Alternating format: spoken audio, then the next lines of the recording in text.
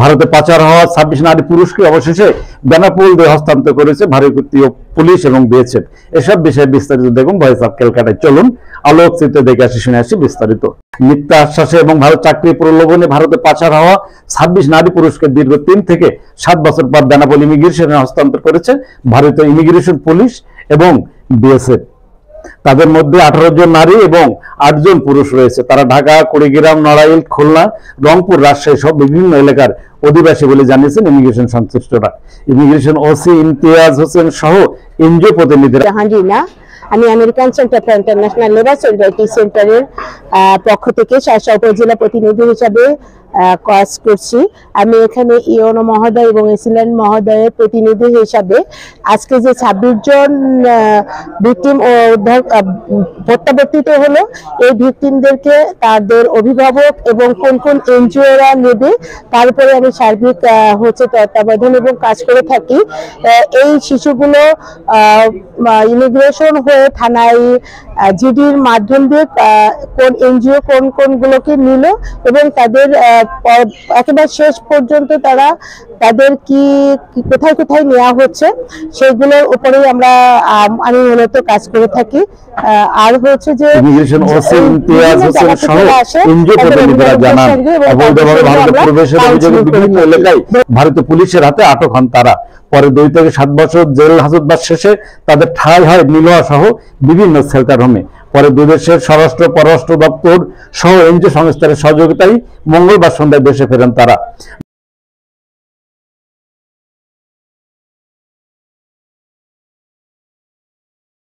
মহিলা আইনজীবী সমিতির থেকে আসছি, আমি যশোর জেলায় প্রোগ্রাম অফিসার হিসাবে আছি। আজকে যে 26 জন নারী শিশু দেশে ভারত থেকে ফেরত আসলো, তাদেরকে আমরা 3টা সংস্থা মিলে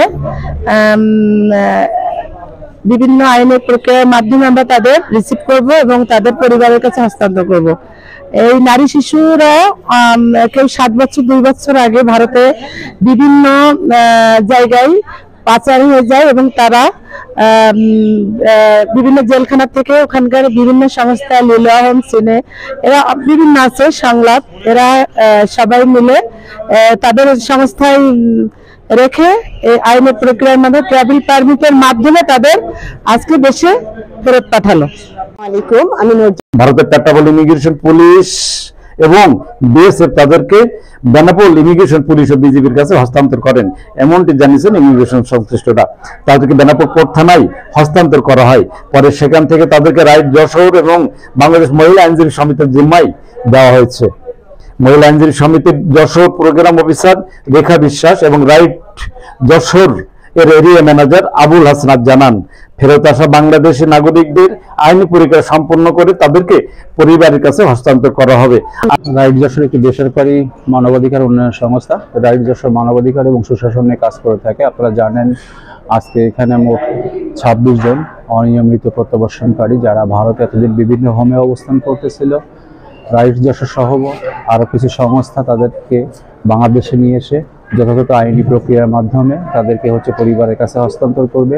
যেহেতু তারা দীর্ঘদিন ভারতে অবস্থান করেছে এবং তারা অনিয়মিত প্রত্যাবর্তনকারী, এই জন্য তাদের মনোসামাজিক উন্নয়নের ক্ষেত্রে রাইট যশোর কিছুটা কাজ করবে। রাইট যশোর নিজস্ব হোম আছে বেনাপোল এবং যশোরে, এই 2টা হোমে তারা অবস্থান করবে। অবস্থান করে তারা মনোসামাজিক উন্নতি সহ বিভিন্ন দিক থেকে তারা সমাজের স্বাভাবিক প্রক্রিয়ায় যেন আবার ফিরে আসতে পারে এবং সামাজিক মানুষ হিসাবে যেন তারা সমাজের সবার সঙ্গে চলতে পারে, এই ব্যাপারে রাইট যশোর কাজ করবে এবং তার রাইট যশোর দীর্ঘদিন তাদেরকে নিয়মিত ফলোআপের আন্ডারে রাখবে। কতদিন পরে কোথায় ছিল? আসলে এরা বিভিন্ন, যেমন মনে করেন মহারাষ্ট্র রেস্কিউ ফাউন্ডেশন আছে, নিলয় আছে, ঠিক আছে। আমরা যেমন বাংলাদেশের মানবাধিকার এবং সুশাসন নিয়ে কাজ করি, ভারতেও ঠিক এই ধরনের প্রতিষ্ঠান আছে।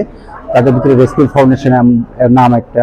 তো তারা মহারাষ্ট্র থেকে আসছে, তারপরে কলকাতা থেকে আসছে, এরা ভারতের বিভিন্ন প্রদেশ থেকে এখানে আসছে এবং এখন পরিবারের কাছে নিয়মিতভাবে হস্তান্তর করার জন্য যে প্রক্রিয়াগুলো, আমরা সেই প্রক্রিয়াগুলো আইনি প্রক্রিয়ার মাধ্যমে অবলম্বন করব এবং তাদেরকে পরিবারের কাছে হস্তান্তর করব। সেই ক্ষেত্রে তাদের সামাজিক উন্নতির জন্য আমরা যে কদিন লাগে সেই কদিন আমাদের নিরাপদ আশ্রয় রাখবো। জানান এনজিও সংস্থার প্রতিনিধিরা। আইনি সহায়তা সহ ভারত ফেরত এছাড়াও পাচারের শিকার বিভিন্ন নারী শিশু নিয়ে কাজ করেন তারা, যেন আইন সহায়তা সহ মানবিক বিভিন্ন বিষয়ে দেখছেন তারা। এমনকি বাংলাদেশ থেকে একটা প্রতারণার শিকার হইয়া একটা ছেলের সাথে পরে ওইখানে নিয়ে ওকে বিক্রি করার চেষ্টা করে, তারপরে আর কি ওইখানের পুলিশ ধরে ওকে কলকাতা কমে দেয়া দেয় এখানে। মেয়েকে ফিরে পাইছি, তারপরে মাধ্যমে ভালো লাগছে আমার কাছে। ওখানে ওই এক চাংলার সাথে গেছিল প্রতারণা ভাবে, যার পর ওখানে আটকা পড়ছিল। এই কাগজপাতি লাগাতে দিয়ে ইয়ে করে আসলাম এই জায়গায় নিতে আসলাম। ওকে নিয়ে আসছে বাংলাদেশের পুলিশের সহযোগিতায়। আমরা ওকে কাছে ভাইয়া অনেক গর্বিত, নিজেকে অনেক ধন্য মনে করতেছি। আমাদের ভিডিওটি সম্পর্কে মতামত জানাবেন লাইক ও কমেন্টস করে, আর আমাদের ভিডিওটি ভালো লাগলে শেয়ার করে অন্যকে দেখার সুযোগ করে দিবেন। আর আমাদের চ্যানেলটিতে নতুন হলে সাবস্ক্রাইব করে নেবেন এখনই, কারণ সাবস্ক্রাইব করা থাকলে সবার আগে পেয়ে যাবেন আপডেট ও নিত্য নতুন খবর। দেশ বিদেশের সব খবর জানতে, দেখতে, শুনতে, শিক্ষা, স্বাস্থ্য, যোগাযোগ, ভ্রমণ, বাণিজ্য ও বিনোদন সহ বিভিন্ন বিষয়ে সবার আগে সব প্রতিবেদনটি দেখুন ভয়েস অফ ক্যালকাটায়।